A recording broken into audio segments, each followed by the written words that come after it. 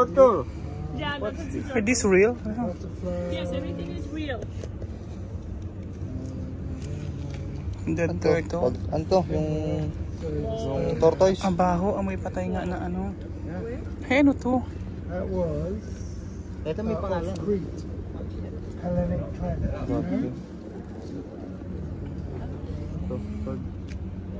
Ano na? Okay.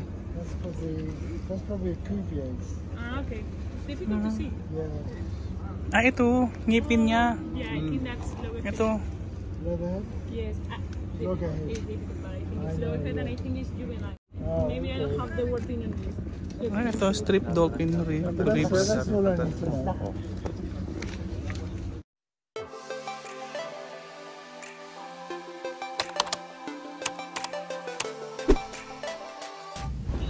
Hi guys! Welcome back! Jigs here! For today's video, andito kami ngayon sa Ceuta, Spain. Kaya naman panibagong break time and panibagong gala tayo for today.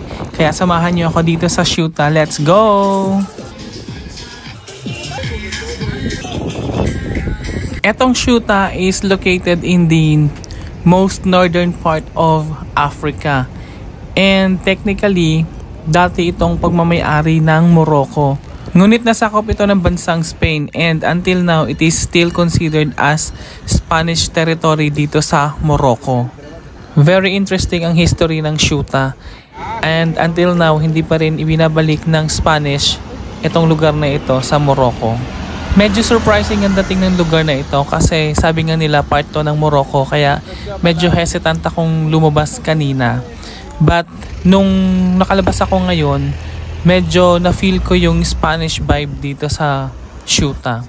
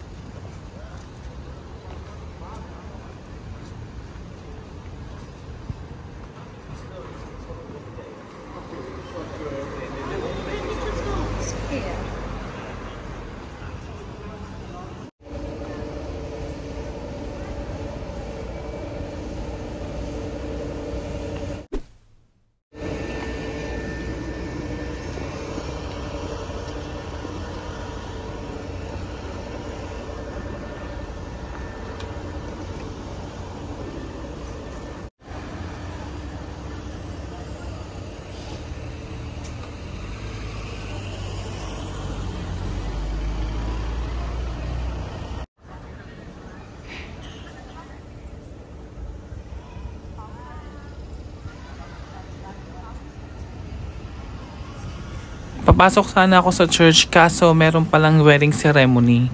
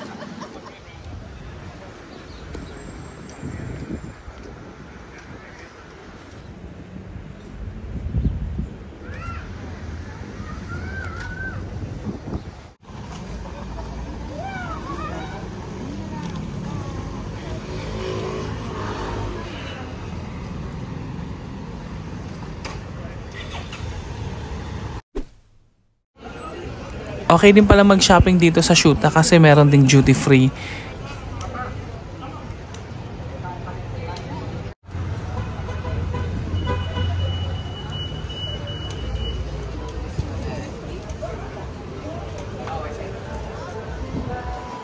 Hola. Hola. Pues el capitán no sé ni quién es. Voy al baño, ¿vale?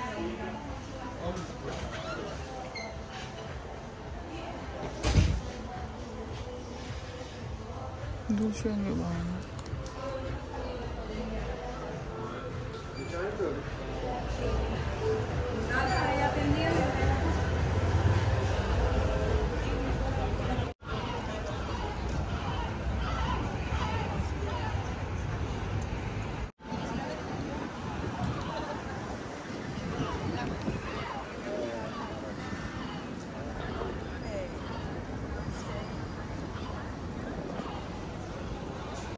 Ang mahirap lang kapag first time ka sa isang lugar, hindi mo alam kung saan ka pupunta. Hindi mo alam kung ano yung pupuntahan mo and hindi mo rin alam kung saan ka pwedeng mag-food trip. Katulad ko, lagi ako naghahanap ng mabibili na souvenir. Kaso sa kalalakad-lakad ko dito, wala akong nakitang bilihan ng souvenir. Wala tuloy akong nabiling souvenir kahit na fridge magnets. And sinubukan ko ring mag-google kung meron silang Starbucks dito, pero ang sabi sa Google, walang Starbucks dito sa Ceuta. So, ang ending, wala akong mabibiling souvenir na Starbucks mug. Ang ending ko ngayon ay walking tour and familiarization. So, para kung sakaling next time mapadpad tayo dito, alam na natin kung saan tayo pupunta and kung ano yung mabibili natin na souvenir.